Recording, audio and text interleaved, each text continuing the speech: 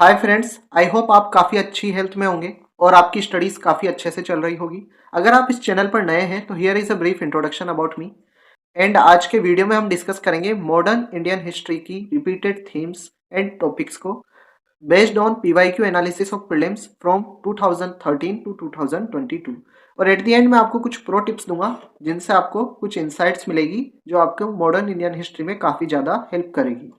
सबसे पहले बात करते हैं गवर्नर जनरल की, तो उनसे काफ़ी क्वेश्चन देखने को मिले हैं। जैसे colleges established bye governor generals, इस पर 2 बार रिपीटेड क्वेश्चन आया है। सब्सिडरी अलायंस पर क्वेश्चन आया है। पार्टीशन ऑफ बंगाल पर क्वेश्चन आया है।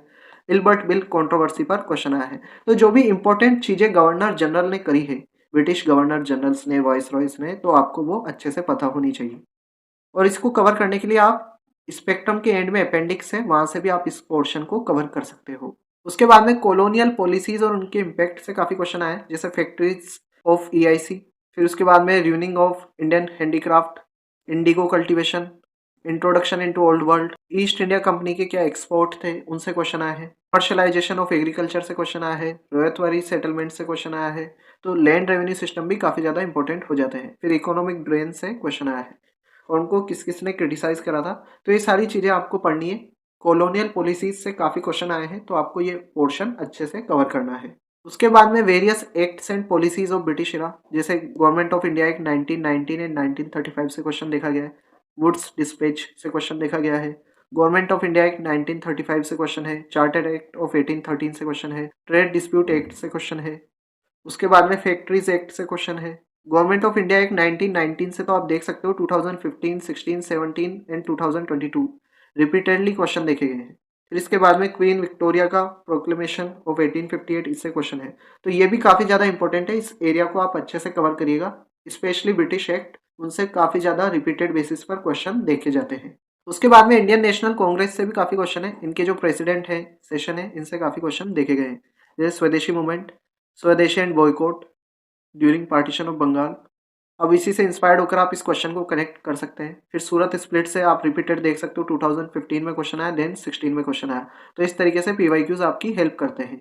फिर आईएनसी के प्रेसिडेंट पर क्वेश्चन आया है। आईएनसी सेशन 1929 पर क्वेश्चन आया है। फिर उसके बाद में आता है tribal, peasant and working class के मूवमेंट्स। ऑल्दो ये मूवमेंट्स काफ़ी सारे हैं, लेकिन इनसे क्वेश्चन कंपेरेटिवली इतने ज़्यादा नहीं आए, तो इनका इनपुट आउटपुट रेशियो आपका अच्छा नहीं रहेगा।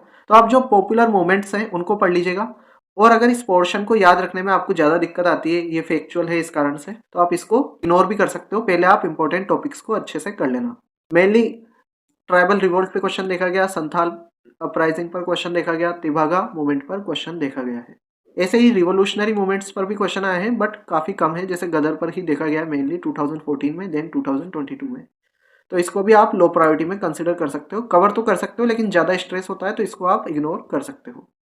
उसके बाद में डेवलपमेंट्स बिटवीन 1920 से 1940, तो इसके बीच में Swarajya Sabha, Butler committee, Congress socialist party, Simon commission, इन पर क्वेश्चन देखने को मिला है। साइमन कमीशन काफ़ी पॉपुलर था, ये भी काफ़ी पॉपुलर है।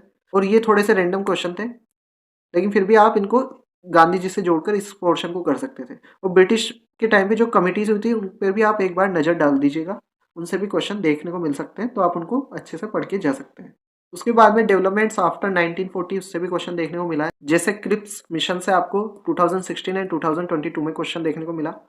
आईएनए ट्रायल से क्वेश्चन आया है। क्रोनोलॉजी बेस्ड क्वेश्चन आया है। कैबिनेट मिशन पर क्वेश्चन आया है। रेड क्लिफ कमीशन पर क्वेश्चन आया है। तो इससे काफ़ी क्वेश्चन आए हैं। तो 1940 से 1947 तक का जो टाइम था, उससे आपको काफ़ी क्वेश्चन देखने को मिले। तो आप ओवरऑल 1920 से लेके 1947 तक का जो पीरियड था, इसको अच्छे से पढ़ के जाइएगा।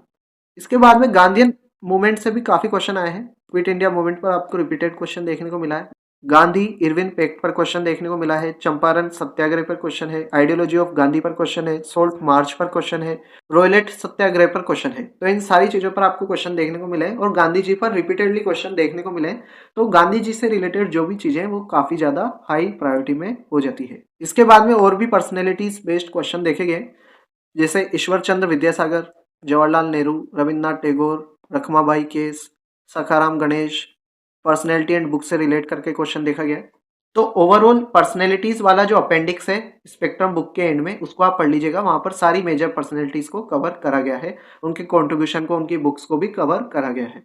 अगेन आप देख सकते हो उनकी personality and position, personality and their organisation, Lala Lajpat Rai, Keshab Chandra Sen, Annie Besant, इन सब पर क्वेश्चन देखने को मिला है। एरिया को आप इग्नोर नहीं कर सकते, इससे काफ़ी सारे क्वेश्चन है, इसको आप पढ़ सकते हो, लेकिन थोड़ा सा फैक्चुअल है तो इसको मल्टीपल टाइम्स आप रिवाइज कर लेना एंड आप पेपर के 1-2 दिन पहले या 1 वीक पहले भी इसको पढ़ के जा सकते हो ताकि आपको ये याद रहे। ओवरऑल इस पीवाईक्यू एनालिसिस के बेसिस पे कुछ प्रायोरिटी थीम्स है। सबसे पहले तो पर्सनैलिटी बेस्ड क्वेश्चन काफ़ी सारे हैं। उसके बाद में कॉलोनियल पॉलिसीज पर क्वेश्चन है, acts and policies of British era पर क्वेश्चन है, गांधी जी के जो भी मूवमेंट्स रहे हैं, गांधी जी से रिलेटेड जो भी चीज़ें रही है उन पर क्वेश्चन है, इंडियन नेशनल कांग्रेस के प्रेसिडेंट सेशन और उनकी क्या एक्टिविटीज़ थी इन पर क्वेश्चन देखने को मिले। तो ये आपकी सबसे इंपॉर्टेंट थीम्स है, इनको आप काफ़ी अच्छे से कवर करना। उसके बाद में 1940 के बाद में जो डेवलपमेंट्स हुए, 1920 से 1940 के दौरान जो डेवलपमेंट्स हुए वो भी काफ़ी इंपॉर्टेंट है। फिर गवर्नर जनरल वाइस रॉय से रिलेटेड क्वेश्चन देखेंगे। फिर जो मूवमेंट्स हैं इन जनरल आप देखोगे तो इनसे इतने क्वेश्चन नहीं आए हैं, तो इसको आप जो मूवमेंट वाला पोर्शन है, tribal, peasant, working class and revolutionary movement, इसको थोड़ा सा लो प्रायोरिटी में आप रख सकते हो। ओवरऑल कुछ प्रो टिप्स, तो कॉलोनियल इम्पैक्ट जो रहा है, economic drain, land revenue system, ये आपको अच्छे से करना है।